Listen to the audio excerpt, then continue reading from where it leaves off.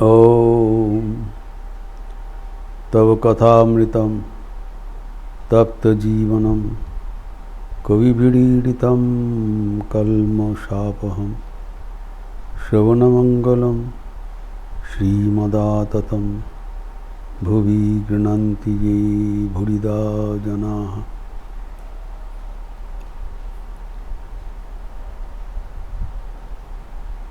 कोई भाव का अवलंबन करके ईश्वर के बाद ईश्वर को पुकारना चाहिए।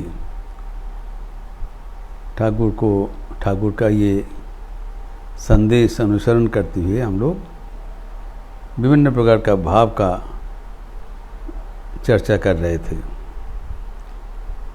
हम देखें कि पंच प्रकार भाव में शांत भाव एवं दस्य भाव के बाद तृतीय भाव है सख्य भाव, जो कि नवलक्षणा भक्ति के अष्टम भक्ति है।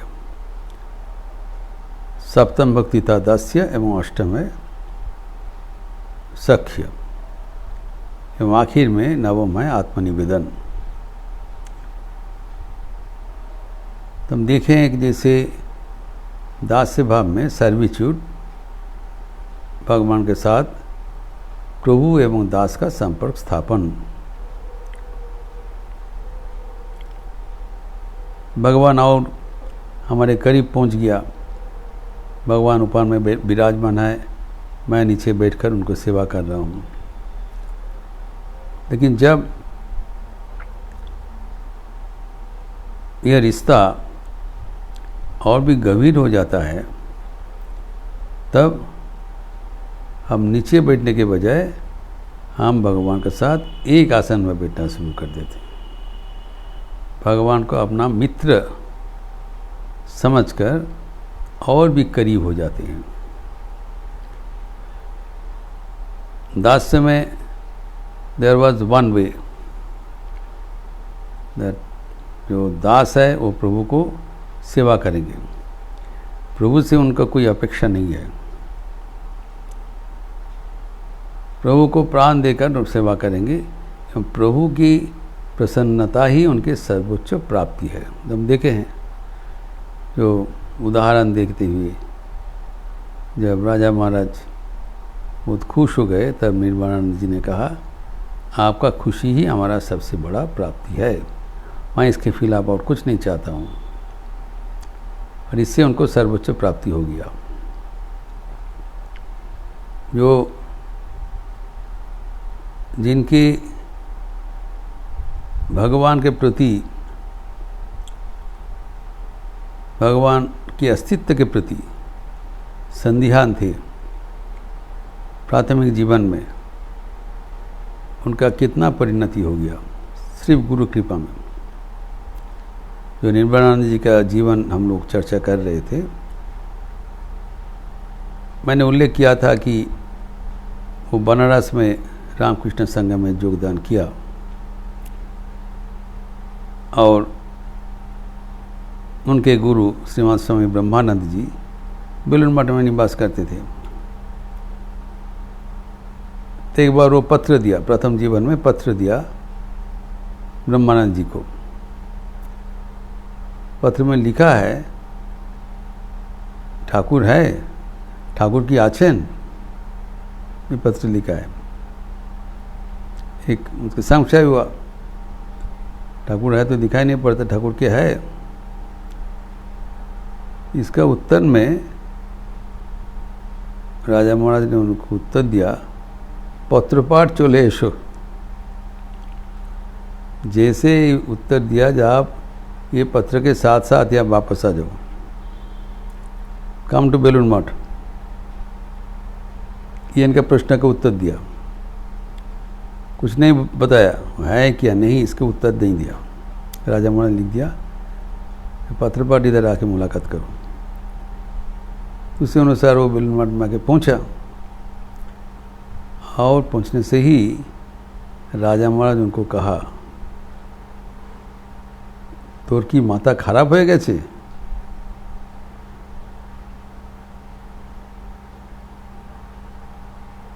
তিনি যদি না থাকবেন আমরা কি নিয়ে পড়ে আছি? हैव यू बिकम मैड, तुम्हारा माथा खराब हो गया, ऐसे प्रश्न क्यों? अगर वो इधर जीता जागता भी विराजमान ना रहे तो हम लोग किस लिए यहाँ पर पड़े हुए हैं? ये राजा महाराज का शायद समाधान। वो भगवान के साथ अभिन्न संपर्क था। अगर भगवान ना है, नहीं होगा, तो उनका भी अस्तित्व नहीं होगा। भगवान के साथ ही सर्वदा विराजमान रहते थे। यही चिंतन उनको दे दिया कि ईश्वर सदा विराजमान है। ऐसी जबरदस्ती करके बताया, तब उनके मन में स्थिर एक प्रतीति हो गया, विश्वास हो गया, नहीं ठाकुर है। ये प्राथमिक जीवन का। फिर हम देखे हैं जब गुरु कृपा से गुरु सेवा करते हुए उनका मन कहाँ से कहाँ तक चले गए और सर्वदा तल्लीन होके ईश्वर के साथ सान्निध्य उपलब्धि करते थे। इसको कई उदाहरण, कई घटना मैंने दिया है। तो अभी ये जो दास्य भाव है, जब ये सख्य भाव में उन्नीत होते हैं, तब हम जो भगवान को प्यार करते हैं वो उनके बंधु स्थानीय होकर प्यार करते हैं। मतलब समकक्ष हो गया, लेवल इज बराबर हो गया। पहले ऊंचा नीचा था, प्रभु ऊपर में है और सेवक नीचे बैठे हैं। अभी हैंड इन हैंड प्रभु के साथ उन्होंने मित्रता स्थापन कर रहे हैं भक्त। तो अभी यहाँ पर जो जैसे कि दास्य भाव में आदर्श मॉडल, आदर्श जो दिया है हनुमान जी, वैसे ही सख्य भाव में आदर्श दिया है वृंदावन के ब्रज बालक एवं ब्रज नारीगण। बोथ बालकगण एवं नारीगण दोनों ही ईश्वर को अपना समझकर, बंधु समझकर उनके साथ बर्ताव किया था।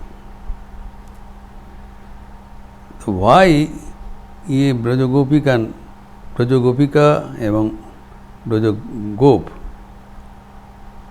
दोनों को इतना बढ़ोतरी, इतना प्रशंसा क्यों किया जा रहा है?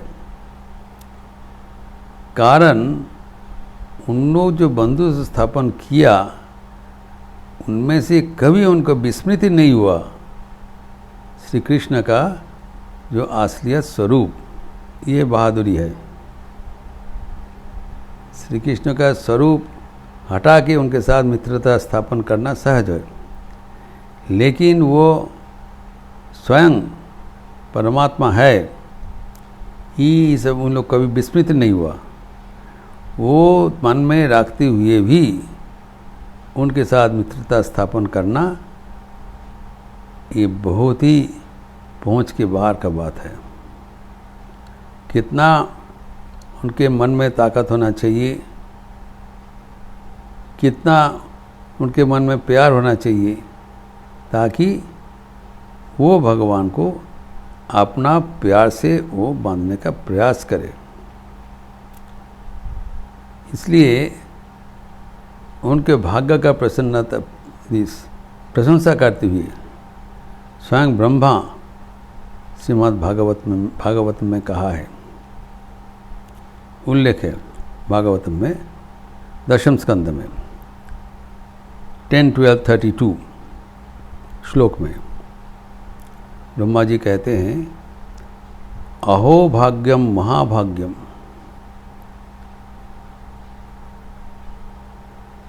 नंद गोप ब्रजैकसाम जन्मित्रम परमानंदम पूर्ण ब्रह्म सनातनम। ये जो ब्रज में जो नंद है एवं उनके जो साथियों हैं, श्री कृष्ण के साथी हैं, ब्रज बालकगण एवं ब्रज नारीगण, जो उनके साथ मित्रता का संपर्क स्थापन करने में समर्थ हुए थे, ये यथार्थ भाग्यशील है, महाभाग्य है। कारण जो परमानंद एवं पूर्ण ब्रह्म सनातन, जो ऑलमाइटी गॉड, जिसका कोई पार नहीं है, आनंद के स्वरूप सच्चिदानंद, ये सच्चिदानंद भगवान को अपना मित्र समझकर उनके साथ मित्रता करके प्यार निवेदन किया था। ये साधारण बात नहीं है, असाधारण बात है। उनके जो स्वराट विराट जो स्वरूप है वो दरकिनार करते हुए हम उसके साथ मित्रता स्थापन कर सकते हैं, लेकिन मन में उनकी जो विशालता, उनकी ईश्वरत्व, वो मन के पीछे रखते हुए उनको अपनाना ये एक रूप असंभव का बात है। अनेक गंभीर से भगवान के साथ रिश्ता नहीं बनने से नहीं हो सकता है। इसीलिए उन लोग इतने प्रशंसार है, उनका प्रशंसा का कोई शेष नहीं है। और भगवान को प्यार करने से क्या जो परिणति होता है वो भी श्रीमद् भगवत में कहा गया है। वो ऋषभ जी यही स्कंद में कहते हैं, जब तक एक इंसान के जीवन में भगवान के प्रति प्रीति उत्पन्न ना हो जाए तब तक उनको ये जन्म मृत्यु का आवर्तन में पड़े रहना पड़ेगा। हमारे जीवन का सबसे बड़ा अनर्थ है कि हम लोग एक जंजीर में फंसे हुए हैं। पुनरपि जननम पुनरपि मरणम पुनरपि जननी जठरे शयनम इति संसारे खलु दुस्तारे कृपया पारे त्राहि मुरारी। हमारे एक मुरारी हमें त्राण कर सकता है, नहीं तो हमारा जन्म मृत्यु का चक्रवर्त कभी ख़त्म नहीं होगा। और वो ख़त्म कब होगा? जब हम ईश्वर के साथ एक प्यार का संपर्क स्थापन करने में समर्थ होंगे। इसलिए श्री रामकृष्ण देखिए कितना केयरफुली निर्धारण किया है कि ईश्वर के भालोबाशा ही जीवनेर उद्देश्य। हम लोग के जीवन धारण करके क्यों आए हैं? ये जीवन मृत्यु का चक्र से हम हट जाने के लिए। We have been born to transcend this infinite cycle of birth and death। ये जो चक्र है, चक्र से हटने के लिए हमारा जन्म है। वही अगर जो चक्र अतिक्रम करके चले जाते वही सफल होता है। ही जीवन सार्थक, ही सक्सेसफुल। और वो करने का अनेक प्रकार के उपाय है, लेकिन निर्वाण लाभ सबसे आसान पथ है भक्ति। भक्ति के माध्यम से अगर हम ये जन्म मृत्यु का चक्र अतिक्रम कर जाते हैं, इससे और कुछ अच्छा नहीं होता सकता है। और वो जब होगा जब हम ईश्वर के साथ एक रिश्ता स्थापन करें। इसलिए बताया कोई भाव अवलंबन करके ईश्वर को पुकारना चाहिए। ठाकुर ने बताया कितना सोच बूझ के किया है कि भाव अवलंबन करते हुए मतलब ईश्वर के साथ ही प्रीति का रिश्ता स्थापन करना। ये प्रीति ही आखिर में प्रेम में रूपांतरित हो जाता है। ईश्वर का प्रीति कोई भी भावना से, हम इधर समझ रहे हैं सख्य भाव से। सख्य भाव से क्या होता है? हम ईश्वर के साथ समकक्ष हो जाता है। We elevate ourselves to the equal level of God and we establish a relation where we are dependent on each other. जो दासभाव था तब हम प्रभु को सेवा कर रहे थे। प्रभु is not dependent on me, I am dependent on him. Now यहाँ पर क्या है? Both give and take. We are friends, he also wants me, I also want him. दोनों के लिए परिपूरक है, कॉम्प्लीमेंट्री टू ईच अदर।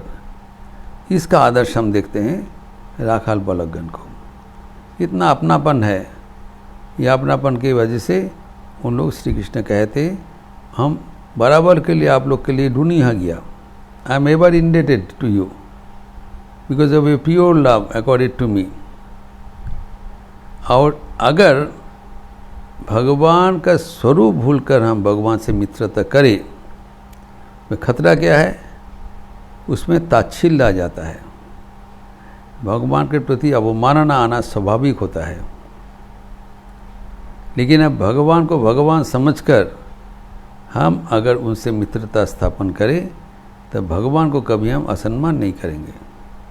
हम जानते हैं वो कौन है, जानबूझकर उनके साथ मित्रता स्थापन जो गोपीगण किया था वो भगवान को मधुर रूप से साधन किया था, लेकिन ये भी बताया न खलु गोपिका नंदन भगवान, आप सिर्फ एक गोपिका नंदन नहीं हो, आप सारे विश्व का अखिल अंतर आत्मदृक्, you are present in the heart of each and every one. ये ज्ञान उनको पूरा था।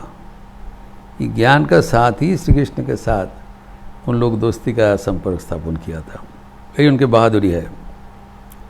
और जब ये रिश्ता, ये सख्य भाव का रिश्ता जब घनिष्ठ हो जाता है, बहुत करीब हो जाता है, ये मैच्योर हो जाता है, तब भगवान के साथ हम एकात्म हो जाते हैं। आखिर जो लक्ष्य है कि भगवान के साथ अभिन्नता, वो अर्जन करने के लिए अनेक पंथा है।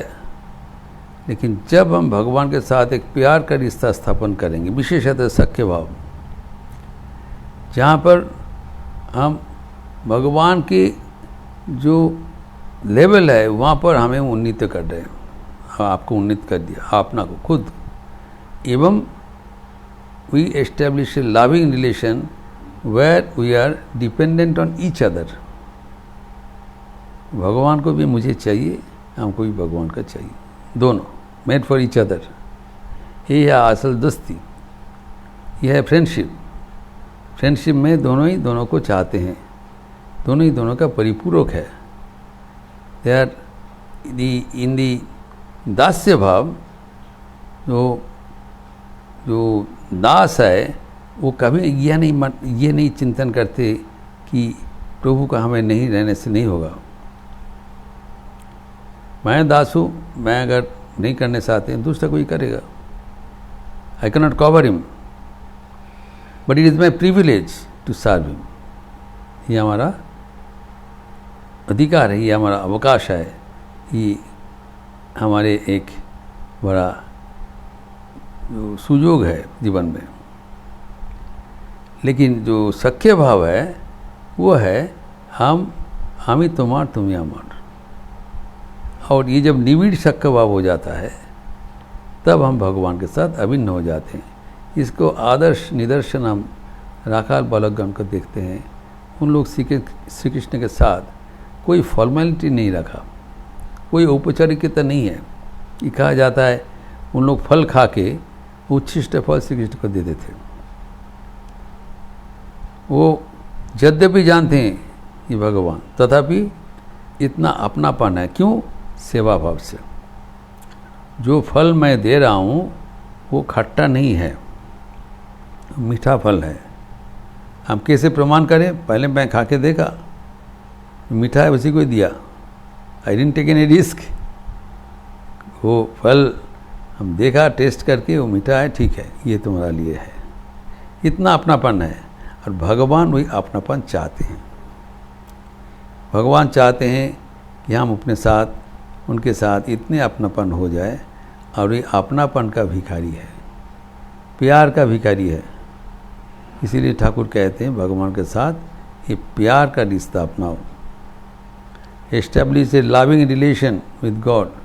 भगवान के भालोबाशाई जीवनेर उद्देश्य। किसी हालत से अगर भगवान के साथ ये प्यार का रिश्ता हम स्थापन करें तभी हमारे जीवन पूर्णता लाभ करने में समर्थ होंगे। लेकिन जो भगवान को साथ, उनको भगवान समझकर सख्य भाव स्थापन करना बहुत कठिन है। तो कैसे हम भगवान के साथ सख्य भाव स्थापन करें, उसका थोड़ा बहुत और चर्चा हम अगले दिन करेंगे। सख्य भाव का विस्तार। ओम शांति शांति शांति। हरि ओम तत्सत। श्री रामकृष्णार्पणमस्तु। आज पूर्णमासी का अवसर है। श्याम नाम संकीर्तन होगी संध्या आरती के उपरांत। आज यद्यपि शनिवार है, काली कीर्तन नहीं होगा, आज श्याम नाम संकीर्तन होगा, कारण आज पूर्णिमा तिथि है। आप लोग सब स्वागत है, लिपि दिया जाएगा। अच्छे रहिए, स्वस्थ रहिए, आनंद में रहिए। नमस्कार।